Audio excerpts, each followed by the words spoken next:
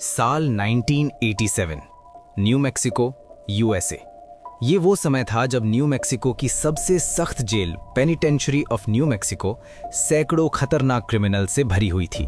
रेपिस्ट्स, killers और armed robbers, ऐसे लोग जिन्हें सोसाइटी से दूर रखने के लिए कानून ने उम्र भर के लिए जेल में बंद कर दिया था। लेकिन 4 जुलाई मतलब अमेरिका का इंडिपेंडेंस डे, उस दिन कुछ ऐसा हुआ जिसने पूरे सिस्टम को हिला दिया। 7 बेहद खतरनाक कैदी जेल से भाग गए। जैसे ही ये न्यूज़ फैली, FBI और लोकल पुलिस को तुरंत एक्शन में आना पड़ा, क्योंकि ये कोई आम कैदी नहीं थे।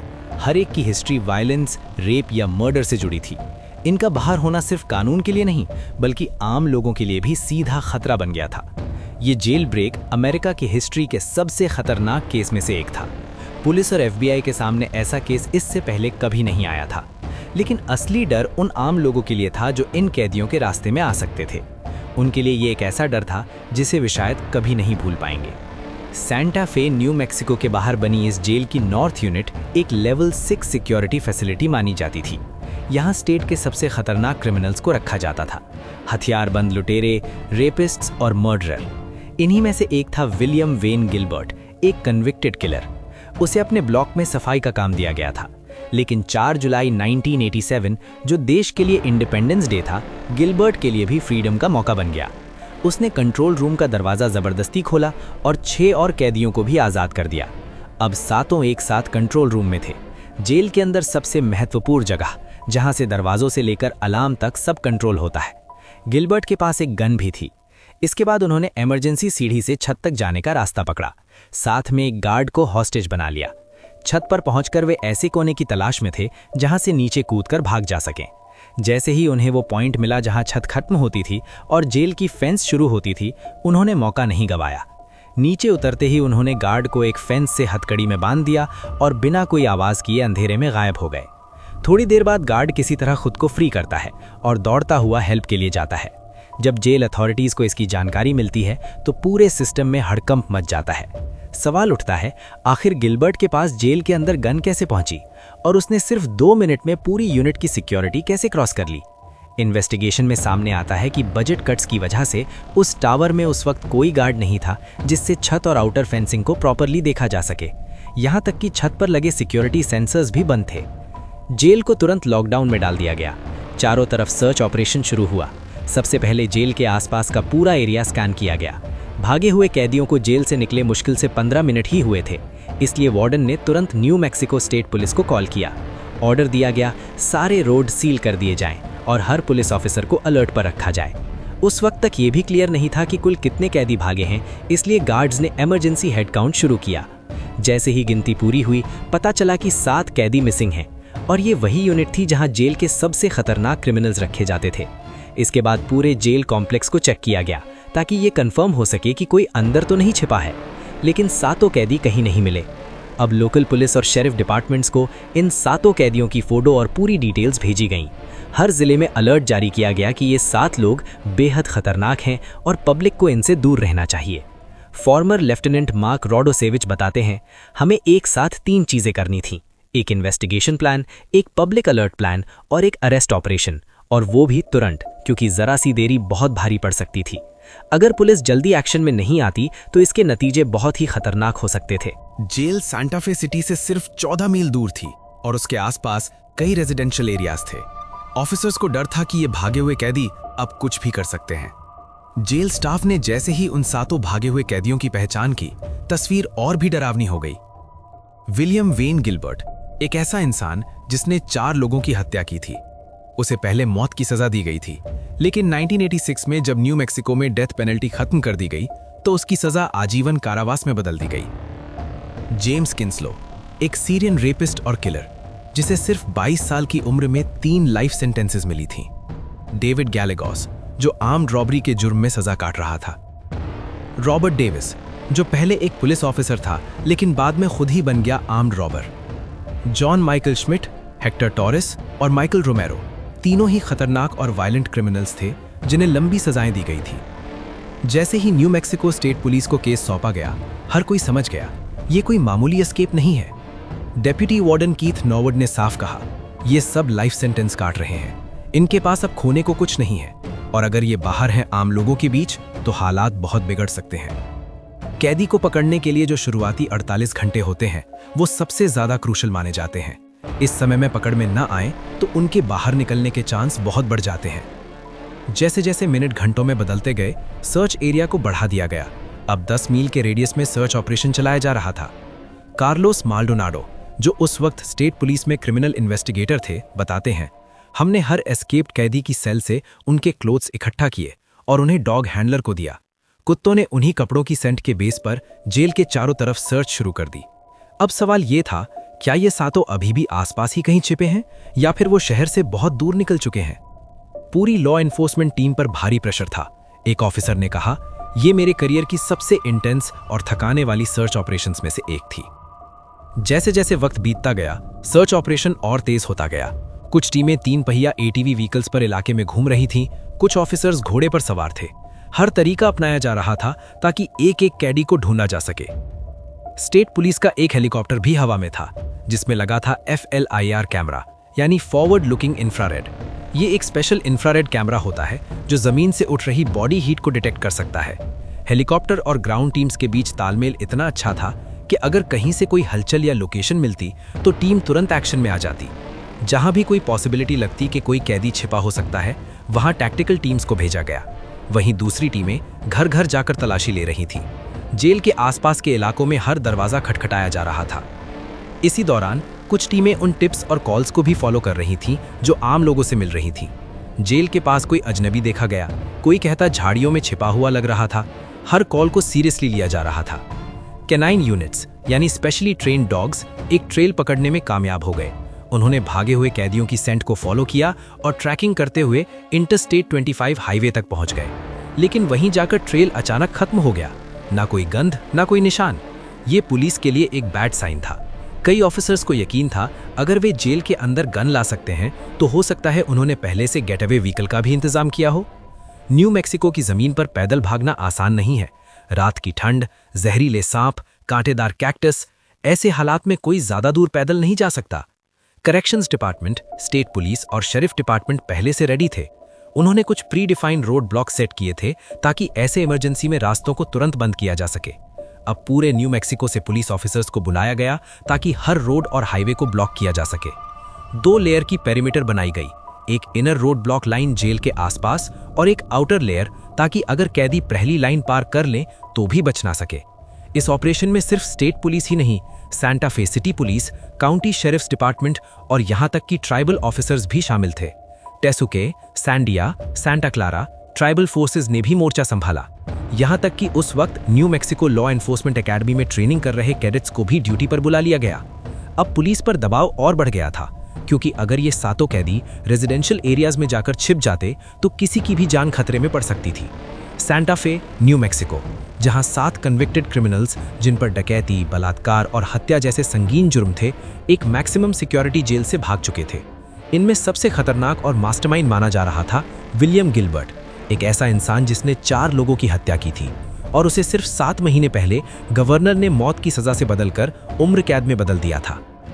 Farmer New Mexico State Police investigator David Osuna कहते हैं, जब कोई कैदी जेल से भागता है तो उसका सिर्फ एक मकसद होता है, बाहर निकलो और फिर कभी मत लौटो।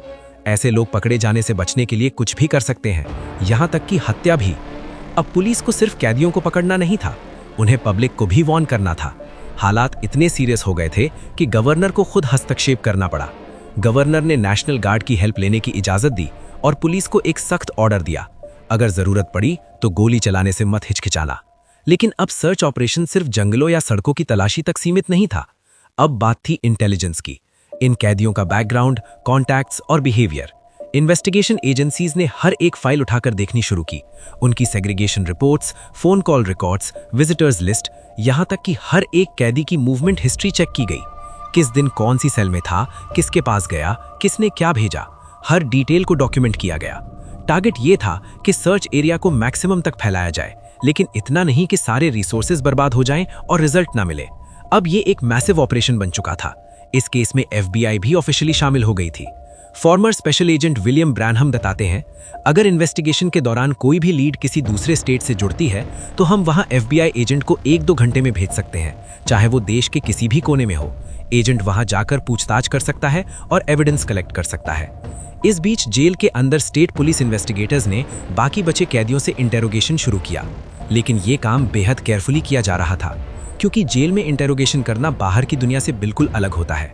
यहाँ हर कैदी हर चीज को ऑब्जर्व करता है, कौन किससे कितनी देर बात कर रहा है, कौन अफसर से कितनी बार मिल रहा है, हर मूवमेंट का कोई ना कोई मतलब निकाला जाता है। एक ऑफिसर ने बताया, अगर तुम किसी कैदी से ज्यादा देर बात कर लो तो बाकी लोग तुरंत शक करने लगते हैं कि उसने कुछ बोल दिया और उस कैदी की जान खतरे में पड़ सकती है। इसीलिए इंटेरोगेशन के लिए टाइमर सेट किया गया। हर कैदी को सिर्फ 20 मिनट मिलते थे, बात पूरी हो या अधूरी, टाइम पूरा होते ही उसे वापस भेज दिया जाता। जब नॉर्थ यूनिट के बाकी कैदियों से पूछा गया तो उन्होंने साफ कहा उन्हें इस प्लान की भनक तक नहीं थी, और जेल जैसी जगह में जहां अफवाहें और खबरें हर कोने में फैल जाती हैं, ये बात हैरान कर देने वाली थी। इसका मतलब ये था इन सातों ने अपना प्लान पूरी तरह सीक्रेट रखा था। जांच तब और गहरी हो गई जब रॉबर्ट डेविस की सेल की तलाशी में एक बहुत शॉकिंग डिस्कवरी हुई। कुछ दिन पहले गार्ड्स ने उसकी सेल से स्टेट पुलिस और रेडियो कोड्स की कॉपी बरामद की थी, और अब एरोनॉटिकल चार्ट्स और मेक्सिको का मैप। क्या वे सच में किसी प्लेन हाईजैक की तैयारी कर रहे थे या फिर ये सब कंफ्यूज करने के लिए था? जैसे ही ये सब एविडेंस मिला, एक ऑफिसर को तुरंत सांता फे एयरपोर्ट भेजा गया। स्टेट पुलिस ने एयरपोर्ट सिक्योरिटी को अलर्ट कर दिया कि अगर कोई सस्पिशियस पर्सन दिखे, खासकर रॉबर्ट डेविस जैसा, तो तुरंत रिपोर्ट करें, क्योंकि डेविस भले ही जेल में था लेकिन वो किसी आम क्रिमिनल जैसा नहीं था। वो बहुत ही बुद्धिमान था।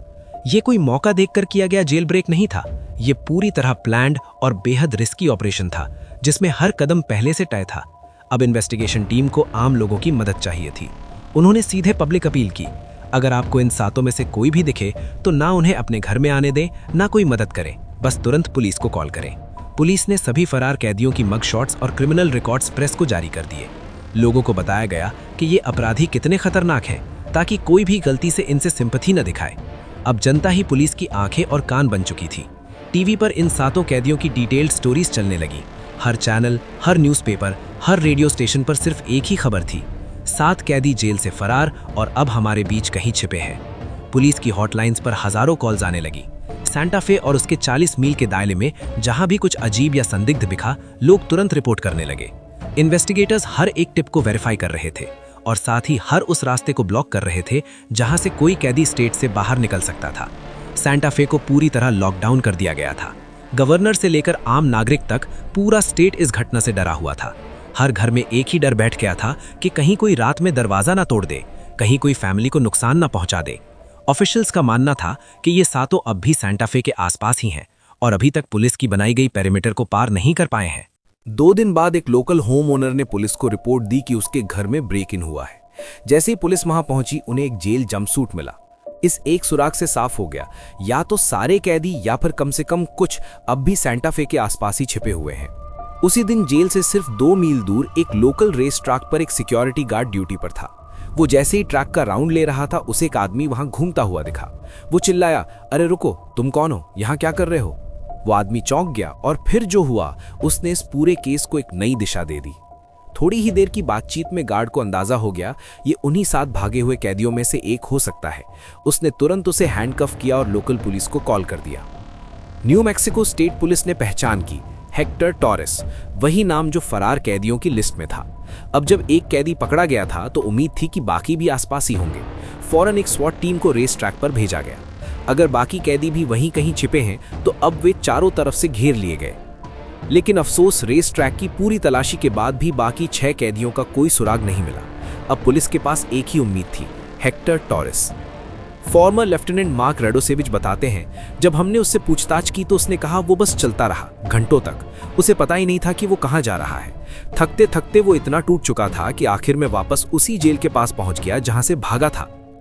टॉरेस का कहना था कि उसे जेल ब्रेक प्लान की कोई जानकारी नहीं थी। उसने मौका देखकर भागने का फैसला किया। उसने बताया कि जेल से निकलने के बाद 4 कैदी साथ रहे, गिलबर्ट, डेविस, किंसलो और गैलेगोस। बाकी कैदी तुरंत अलग अलग दिशाओं में बिखर गए। अब इन्वेस्टिगेटर्स को शक था कि गिलबर्ट ने सिर्फ चुनिंदा लोगों को बाहर निकाला था। टॉरेस और रोमेरो शायद असली प्लान का हिस्सा नहीं थे।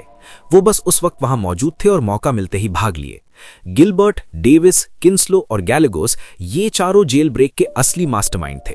बाकी 3, टॉरेस, रोमेरो और श्मिट, शायद सिर्फ ध्यान भटकाने के लिए बाहर निकाले गए थे। Farmer FBI special agent William Branham ने कहा, यह एक स्मार्ट मूव थी। लीडर्स ने ऐसे लोगों को भी बाहर निकाल दिया जिनके पास कोई प्लान नहीं था, जो नहीं जानते थे कि उन्हें जाना कहां है।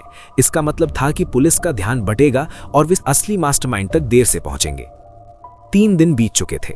अब भी पुलिस का मानना था कि 6 फरार कैदी सैंटा फे के आसपास ही हैं।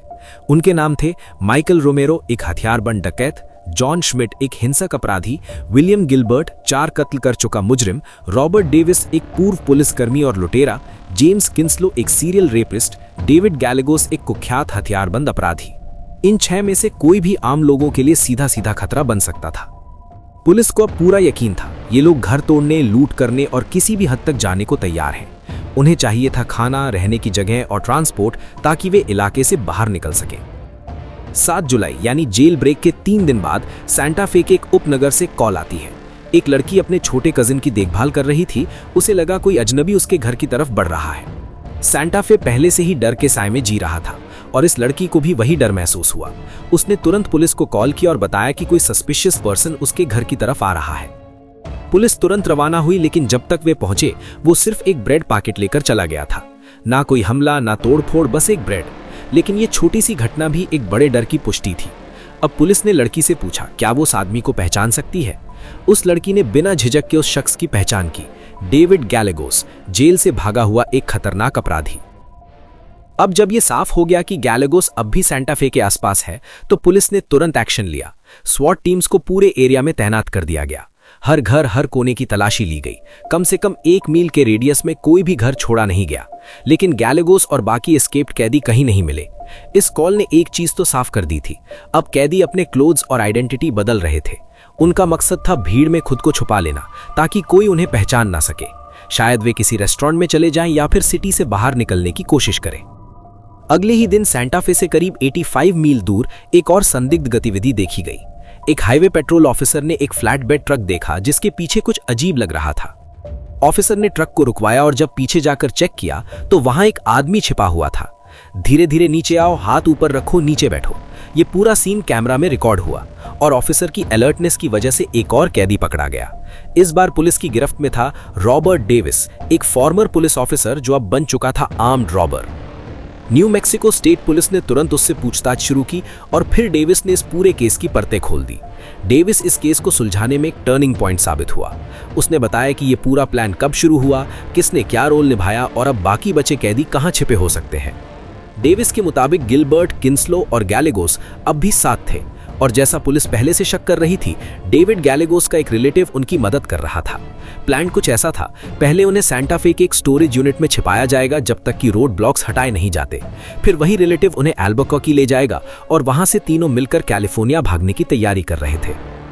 फॉर्मर लेफ्टिनेंट मार्क रेडोसेविच बताते हैं, हमें पता था कि डेविस की दी गई इन्फो 100% एक्यूरेट नहीं हो सकती, लेकिन उसके पास जो भी डिटेल्स थी वो काफी हद तक क्रेडिबल लग रही थी। जैसे ही पता चला कि ये लोग शायद स्टेट बॉर्डर पार करने वाले हैं, न्यू मैक्सिको पुलिस ने तुरंत FBI से संपर्क किया। अब केस फेडरल ज्यूरिसडिक्शन में जा चुका था। FBI ने इन तीनों पर UFAC कंप्लेंट फाइल की, यानी unlawful flight to avoid confinement. इस कानून के तहत FBI अब इन्हें देश भर में कहीं भी पकड़ सकती थी। FBI ने पूरे अमेरिका में अपना जाल बिछा दिया। हर एजेंट को अलर्ट पर रखा गया। अब ये सिर्फ न्यू मैक्सिको की तलाश नहीं थी, ये बन चुका था एक नेशनल मैनहंट। लेकिन इसी बीच न्यू मैक्सिको पुलिस एक और क्रूशियल लीड पर काम कर रही थी, वो स्टोरेज यूनिट जिसे डेविस ने बताया था। उसका कहना था कि ये एक फेक नेम पर रेंट की गई थी। अब एजेंट्स और पुलिस टीम्स ने मिलकर सैंटा फे एयरपोर्ट के आसपास के हर स्टोरेज फैसिलिटी की सर्च शुरू कर दी। हर नाम, हर एड्रेस, हर रिकॉर्ड को खंगाला जा रहा था। कहीं इसी शहर के किसी कोने में गिलबर्ट, किंसलो और गैलेगोस अब भी छिपे हुए थे। अब पुलिस और FBI ने एक एक करके उन लोगों की पहचान शुरू की जो उनसे सबसे करीब थे। हर रिलेटिव, हर जान पहचान वाला, हर वो इंसान जो उनसे मिलने आया हो, सबकी जांच की गई। FBI ने कई लोगों से पूछताछ की, कहाँ रहते हैं, क्या करते हैं और क्या उन्हें इस जेल ब्रेक की कोई जानकारी थी। ज्यादातर लोग सस्पेक्ट लिस्ट से हटा दिए गए, लेकिन कुछ नाम ऐसे थे जिन पर शक बरकरार था। उनमें से एक था डेविड गैलेगोस का भाई का साला। FBI एजेंट्स, जिनमें खुद डेविड ओसूना भी शामिल थे, अल्बुकर्क पहुंच गए गैलेगोस के परिवार से पूछताछ करने। गैलेगोस के साले ने साफ कहा उसे कोई जानकारी नहीं है, ना ही किसी ने उससे कांटेक्ट किया है। लेकिन पुलिस को शक था वो झूठ बोल रहा है। कई और दिन बीत गए। रोड ब्लॉक्स अब भी लगे हुए थे। सैकड़ों पुलिस ऑफिसर्स लगातार सर्च में लगे हुए थे। मान भी लिया जाए कि गिलबर्ट, किन्सलो और गैलेगोस अब कैलिफोर्निया की ओर भाग चुके हैं, लेकिन अब भी 2 कैदी सेंटा फे के आसपास ही मौजूद थे। 11 जुलाई यानी जेल ब्रेक के पूरे 7 दिन हो चुके थे। सेंटा फे के एक अमीर इलाके में एक 17 साल की लड़की हाउस सेटिंग कर रही थी। उसे अंदाजा भी नहीं था कि वो अकेली नहीं है। अचानक 2 गनमैन घर में घुस आए। उन्होंने लड़की से कार की चाबी मांगी और वहां से गाड़ी लेकर फरार हो गए। लड़की ने जैसे तैसे खुद को संभाला और तुरंत सेंटा फे पुलिस को सूचना दी। कुछ ही देर में पुलिस मौके पर पहुंचती है। तभी एक ऑफिसर देखता है वही चुराई गई कार उसकी तरफ आ रही है जिसमें 2 सस्पेक्ट्स बैठे हैं। पुलिस ऑफिसर ने अपनी गाड़ी मोड़ी और दोनों गाड़ियां आपस में टकरा गईं। ये कोई मामूली एक्सीडेंट नहीं था। दोनों गाड़ियों की जबरदस्त भिड़ंत हुई थी। किसी का बच पाना मुश्किल था, लेकिन किस्मत ने साथ दिया। इस क्रैश में माइकल रोमेरो को पकड़ लिया गया, लेकिन जॉन श्मिट किसी तरह से वहां से भाग निकला। अब श्मिट घायल था, डरा हुआ और शायद कुछ भी करने को तैयार, बस आजादी बचाने के लिए। अब तक 3 फरार कैदी पकड़े जा चुके थे। 4 अब भी खुलेआम घूम रहे थे। 11 जुलाई की सुबह सेंटा फे का एक निवासी अपने गैरेज के पास खून के निशान देखता है। वो तुरंत पुलिस को इन्फॉर्म करता है। ये वही इलाका था जहां रोमेरो पकड़ा गया था और श्मिट पिछली रात गायब हुआ था। पुलिस ने उस ब्लड ट्रेल को फॉलो किया और निशान सीधे उस गैरेज तक पहुंचे। वहीं छिपा हुआ मिला जॉन श्मिट। उसे सेंटा फे के डाउनटाउन में गार्डन्स मैंशन के पास एक गैरेज से गिरफ्तार किया गया, जिससे पूरे शहर में फिर से हलचल मच गई। अब 4 कैदी पकड़े जा चुके थे। बाकी बचे थे सबसे खतरनाक 3 नाम। विलियम गिलबर्ट, 4 लोगों का हत्यारा, जेम्स किन्सलो, एक सीरियल रेपिस्ट, डेविड गैलेगोस, एक कुख्यात हथियारबंद अपराधी।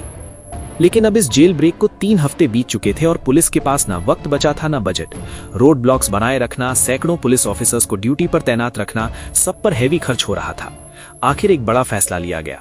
सारे रोड ब्लॉक्स हटा दिए गए। डेविड ओसूना ने एक बार फिर रॉबर्ट डेविस से पूछताछ की। डेविस अब भी उसी बात पर अड़ा था। वो यही है, सेंटा फे में और एक स्टोरेज शेड में छिपे हैं। मैं सच कह रहा हूं। अब पुलिस के पास बस यही एक आखिरी लीड बची थी। FBI और स्टेट पुलिस ने मिलकर सेंटा फे के हर स्टोरेज यूनिट को फिर से खंगालना शुरू किया और फिर उनका काफिला पहुंचा एयरपोर्ट रोड के पास एक स्टोरेज फैसिलिटी में। जैसे जैसे इन्वेस्टिगेशन आगे बढ़ी, एजेंट्स को पता चला कि एक स्टोरेज यूनिट में कुछ लोग काफी समय तक ठहरे थे और जब उन्होंने उस यूनिट की कंक्रीट वॉल को ध्यान से देखा तो वहां एक छोटा सा छेद मिला। वो छेद इतना छोटा था कि शायद किसी का ध्यान ही ना जाए, लेकिन उससे बाहर आने जाने वाली गाड़ियां और लोगों की बातचीत तक सुनी जा सकती थी। एजेंट्स पहले भी इस जगह की कई बार तलाशी ले चुके थे, लेकिन एक गलती हो गई थी। कुछ फाइलें मिस हो गई थीं, कुछ कार्ड्स को एक अलग फाइलिंग कैबिनेट में रखा गया था जिसे पहले एजेंट्स ने कभी नहीं देखा था। अब यह पूरी तरह से क्लियर हो चुका था कि गिलबर्ट, किन्सलो और गैलेगोस को आउटसाइड हेल्प मिल रही थी। कोई था जो लगातार उनसे कांटेक्ट में था। अब इन्वेस्टिगेशन टीम ने एक नया मेथड अपनाया, ऑब्वियस सर्वेलेंस, जहां पुलिस जानबूझकर सस्पेक्ट्स के रिलेटिव्स के बाहर खड़ी रहती थी ताकि उन्हें प्रेशर महसूस हो और इसी टेंशन में वे कुछ मिस्टेक कर बैठे। मकसद था उनकी मेंटल स्टेट को डिस्टर्ब करना ताकि वे कुछ ऐसा करें जो लीड दे सके। इसी के साथ साथ पुलिस ने कुछ चुनिंदा लोगों की फोन लाइंस पर पेन रजिस्टर डिवाइसेस इंस्टॉल किए ताकि ये पता चल सके कि किस नंबर से कॉल्स जा और आ रही हैं। और एक दिन ये टेक्निक काम कर गई। डे 21, एक स्पेसिफिक सस्पेक्ट के फोन पर एक कॉल आती है जो एल्बुकर्क के एक मोटेल से की गई थी। जैसे ही कॉल ट्रेस हुई, FBI और स्टेट पुलिस एजेंट्स तुरंत उस मोटेल पर पहुंच गए। वहां पहुंचकर उन्होंने फ्रंट डेस्क क्लर्क को बचे हुए तीनों क्रिमिनल्स की फोटो दिखाई। क्लर्क ने तस्वीरें देखते ही कहा, हाँ, ये तीनों यही थे, अभी कुछ मिनट पहले ही चेकआउट किया है। अब FBI और पुलिस के पास ताज़ा सुराग था, ताज़ा लोकेशन थी और वक्त बहुत कम था। FBI और पुलिस ने पूरा इलाका छान मारा, लेकिन तब तक तीनों गायब हो चुके थे। अधिकारियों को यह मानना पड़ा कि गिलबर्ट, किन्सलो और गैलेगोस अब शायद न्यू मैक्सिको से बाहर निकल चुके हैं। ना कोई कॉल, ना कोई टिप, कोई नया सुराग नहीं था। अब शक गया कैलिफोर्निया की ओर, क्योंकि गैलेगोस के कुछ रिलेटिव्स वहीं रहते थे और रॉबर्ट डेविस ने भी पूछताछ में कैलिफोर्निया का जिक्र किया था। अब FBI और लोकल पुलिस ने कैलिफोर्निया के सभी पुलिस डिपार्टमेंट्स और FBI ब्रांचेस को अलर्ट भेजा कि ये तीनों साथ में ट्रैवल कर रहे हैं और एक्सट्रीमली डेंजरस हैं। इनमें से सबसे खतरनाक माना जा रहा था जेम्स किन्सलो। वो एक ठंडे दिल का कातिल और बलात्कारी था और एजेंसीज को डर था कि वो फिर से वही सब रिपीट कर सकता है, और वो डर सच साबित हुआ। अब खबर आई थी एरिजोना में जेम्स किन्सलो ने एक नया क्राइम कर दिया है। 3 हफ्ते पहले 7 कैदियों ने जेल से भागकर इतिहास बना दिया था। अब बचे थे सिर्फ 3 और उनमें से एक अब लोगों को बंधक बना रहा था। एरिजोना के एक घर में किन्सलो ने जबरदस्ती घुसपैठ की और उसका पहला सवाल था, घर में कोई बंदूक है? Farmer FBI special agent William Branham के मुताबिक किंसलो ने उस घर से कई हथियार उठा लिए, 4 राइफल्स, 1 शॉटगन और कई हैंडगन्स। अब वो सिर्फ डेंजरस नहीं था, वो अब हेविली आर्म्ड बन चुका था। उसने पूरे परिवार को हॉस्टेज बना लिया और उन्हें जबरन कार में बैठाकर कहा, फ्लैगस्टाफ से चलो बारस्टोक, कैलिफोर्निया। ये थी एक 350 मील लंबी यात्रा और पूरे रास्ते वो उन्हें कंट्रोल में रखे रहा। बारस्टो पहुंचकर किंसलो ने उस परिवार को एक मोटेल रूम में बंधक बना दिया और फिर 3.5 घंटे बाद वो वहां से निकल गया। लेकिन इस बार वो अकेला नहीं था। उसने उस दंपत्ति की 11 साल की बेटी को अपने साथ ले लिया और परिवार की गाड़ी में उसे लेकर भाग गया। माँ बाप किसी तरह खुद को बंधन से छुड़ाते हैं और तुरंत बारस्टो पुलिस को कॉल करते हैं, प्लीज हरी, वो हमारी बेटी को ले गया है। पुलिस ने तुरंत FBI से संपर्क किया। अब हालात बहुत ही सीरियस हो चुके थे। लॉस एंजलिस FBI ऑफिस के चीफ बकी कॉक्स ने कहा, एक अपराधी का भागना एक बात है, लेकिन जब वो एक 11 साल की मासूम बच्ची को अगवा कर ले तो पूरा सिस्टम हिल जाता है। इससे ज्यादा सीरियस कोई केस नहीं होता। FBI और लोकल पुलिस ने हर गली, हर सड़क, हर मोटेल, हर चेक पोस्ट पर उस वैन की तलाश शुरू कर दी जिसमें किंसलो और वो बच्ची थे। और फिर 2 घंटे बाद एक चमत्कारी ब्रेक आया। गार्डन ग्रोव, कैलिफोर्निया, बारस्टो से 115 मील दूर एक पुलिस कार के पास एक छोटी लड़की आती है। वो रोते हुए कहती है, मुझे एक अपराधी ने किडनैप किया था, उसने मेरे परिवार को बांध दिया था और फिर मुझे यहाँ लाकर छोड़ गया। उसने बताया कि किंसलो ने उसे कई घंटे घुमाया और फिर एक रेस्टोरेंट के पीछे लाकर कहा, यहीं रुको, मैं वापस आऊंगा, अगर तुम नहीं मिली तो मैं तुम्हें ढूंढ लूंगा। लेकिन वो बच्ची डरी नहीं, उसने हिम्मत दिखाई और सीधे सड़क पर जाकर एक पुलिस कार को रोका। उसने अफसरों को बताया उसे जेम्स किंसलो ने किडनैप किया था। वो अब भी उसके पापा की गाड़ी चला रहा है और उसने फोन पर कहा था कि वो किसी ट्रेलर पार्क में अपने दोस्तों से मिलने वाला है। अब पुलिस के पास एक ठोस सुराग था। गार्डन ग्रोव पुलिस ने तुरंत आसपास के इलाके में वो वैन ढूंढनी शुरू की जो बच्ची के परिवार की थी। ज्यादा देर नहीं लगी, वो गाड़ी जल्द ही एक सड़क के किनारे खड़ी मिल गई। लेकिन पुलिस ने सीधे एक्शन नहीं लिया। उन्हें अंदेशा था कि अगर कोई अभी भी गाड़ी के पास है तो किसी भी जल्दबाजी में वो भाग सकता है या फिर किसी और को नुकसान पहुंचा सकता है। इसलिए उन्होंने दूरी बनाकर सर्वेलेंस शुरू किया। FBI की SWAT टीम ने सिर्फ 2 ब्लॉक्स दूर एक स्ट्रिप मॉल में अपना कमांड पोस्ट सेट किया। वो ऐसी जगह होना चाहते थे जहां से सब देख सकें लेकिन कोई उन्हें ना देख सके। गार्डन ग्रोव डिटेक्टिव्स वैन की निगरानी करते रहे और फिर अचानक रेडियो पर एक तेज आवाज आई, वैन की लाइटें जल गई हैं, इंजन ऑन हो गया है, कोई अंदर आ गया है। सभी को लगा था कि वैन खाली है, लेकिन हकीकत ये थी कि जेम्स किंसलो पूरे वक्त अंदर ही छिपा हुआ था। अब वो FBI और पुलिस की नजरों के सीधे सामने था। FBI को अब एक बड़ा फैसला लेना था। क्या वो किंसलो को ट्रैक करते रहें और देखें कि वो गिलबर्ट और गैलेगॉस से मिलता है या नहीं, या फिर उसे अभी और यहीं पकड़ लिया जाए। FBI ने बिल्कुल सही फैसला लिया, किंसलो को तुरंत दबोचने का। गार्डन ग्रोव पुलिस और FBI ने चारों तरफ से वैन को घेर लिया। सामने वैन, पीछे FBI और साइड में गार्डन ग्रोव की पेट्रोल कार। अब उसके पास भागने की कोई जगह नहीं थी।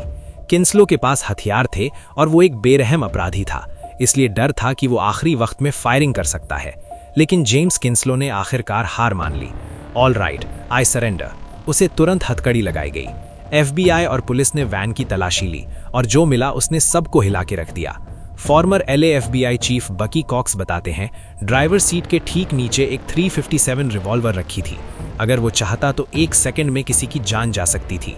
पीछे की सीट पर और भी हथियार थे, शॉटगन, राइफल्स, हैंडगन्स। किंसलो पूरी तरह रेडी फॉर वायलेंस बन चुका था, लेकिन किस्मत से किसी मासूम की जान नहीं गई। FBI के पास एक ही सवाल था, गिलबर्ट और गैलेगॉस कहाँ हैं? शुरुआत में किंसलो पूरी तरह चुप था, लेकिन एजेंट्स ने उस पर धीरे धीरे प्रेशर बनाना शुरू किया। तुम्हारे पास अब खोने को कुछ नहीं है, जितना कोऑपरेशन करोगे तुम्हारे लिए उतना बेहतर होगा। और फिर जैसा कि farmer FBI agent William Branham ने कहा, इन लोगों के बीच कोई वफादारी नहीं होती। किंसलो ने बोलना शुरू किया। उसने बताया कि विलियम गिलबर्ट और डेविड गैलेगॉस अब भी गार्डन ग्रोव के एक मोटेल में छिपे हुए हैं। उसे रूम नंबर याद नहीं था, लेकिन उसने मोटेल का एक नक्शा बनाकर एजेंट्स को दिखाया, बताया कि वो दूसरी मंजिल पर है। इतना ही नहीं, किंसलो ने यह भी बताया कि गैलेगॉस का एक रिश्तेदार भी उनके साथ है और वही उन्हें मोटेल तक लेकर आया था। वो रिश्तेदार नीचे की मंजिल पर एक अलग कमरे में ठहरा हुआ था, ठीक गिलबर्ट और गैलेगॉस के कमरे के नीचे। अब FBI के सामने एक और क्रिटिकल डिसीजन था, क्या इस कमरे पर तुरंत रेड किया जाए या पहले और कंफर्मेशन का इंतजार किया जाए। मोटेल में कई इनोसेंट लोग भी मौजूद थे और ये भी अंदेशा था कि गिलबर्ट और गैलेगॉस के पास अब भी हथियार हो सकते हैं, और सबसे खतरनाक बात, उनके पास अब खोने को कुछ भी नहीं था। FBI कमांड पोस्ट, जो उसी मोटेल से सिर्फ 2 ब्लॉक्स दूर थी, वहां से टीम हर सेकंड का हिसाब ले रही थी। अगर रेड में कोई गलती हो जाती या उन्हें देखकर गिलबर्ट और गैलेगॉस फायरिंग शुरू कर देते तो मासूम लोगों की जान जा सकती थी। दूसरी तरफ अगर FBI देर करती तो शायद ये दोनों फिर से भागने में कामयाब हो जाते। काफी सोच विचार के बाद FBI ने फैसला लिया, मोटेल पर रेड डाली जाएगी। प्लान साफ था, ऊपर के कमरे में जहां गिलबर्ट और गैलेगॉस छिपे थे वहां FBI SWAT team no knock entry होगी। नीचे के कमरे में जहां उनका मददगार ठहरा हुआ था वहां होगा नॉक एंड अनाउंस। सुबह 6:30 बजे SWAT टीम एक्शन में आ गई। जैसे ही फ्लैशबैंग डिवाइस कमरे में फेंका गया, पूरा कमरा एक पल के लिए धमाके और तेज रोशनी से भर गया। FBI एजेंट्स ने रूम नंबर 243 में जबरन एंट्री ली। विलियम गिलबर्ट और डेविड गैलेगॉस को कुछ ही सेकंड्स में कस्टडी में ले लिया गया। कमरे की तलाशी में पुलिस को मिले 2 शॉटगन, 1 रिवॉल्वर और काफी मात्रा में गोलियां। इन तीनों को लगने लगा था कि अब सब कुछ ठीक हो गया है, लेकिन कानून और टेक्नोलॉजी ने आखिरकार उन्हें पकड़ ही लिया। 31 जुलाई यानी 27 दिन बाद आखिरकार 7 अपराधी दोबारा जेल में डाल दिए गए। ये जेल ब्रेक महीनों से प्लान किया जा रहा था, लेकिन आज तक ये रहस्य बना हुआ है कि विलियम गिलबर्ट जेल के अंदर गन कैसे लेकर आया। इस घटना के बाद न्यू मैक्सिको में एक नई ज्यादा सुरक्षित जेल बनाई गई, जहां मॉडर्न सिक्योरिटी फीचर्स जोड़े गए। FBI और न्यू मैक्सिको लॉ एनफोर्समेंट की कड़ी मेहनत आखिरकार काम आई। Michael Romero, Robert Davis, John Schmidt और हेक्टर टॉरस पर अतिरिक्त चार्ज लगाए गए और उन्हें नई सजाएं सुनाई गई। लेकिन विलियम गिलबर्ट, जेम्स किन्सलो और डेविड गैलेगॉस अब कभी भी बाहर की दुनिया नहीं देख सकेंगे। इन तीनों को अब उम्र भर जेल में ही सड़ना होगा। यह सिर्फ एक क्राइम स्टोरी नहीं थी, ये एक याद दिलाने वाली कहानी थी कि चाहे प्लान कितना भी परफेक्ट क्यों ना हो, कानून की पकड़ से बचना हमेशा के लिए मुमकिन नहीं। आपको ये कहानी कैसी लगी? कमेंट सेक्शन में लिखकर जरूर बताएं। ये तो सिर्फ शुरुआत है, असली कहानियां अभी बाकी हैं। ऐसे ही अनोखे किस्से चाहते हो तो द यूनिक को सब्सक्राइब करना मत भूलना। मिलते हैं नेक्स्ट वीडियो में।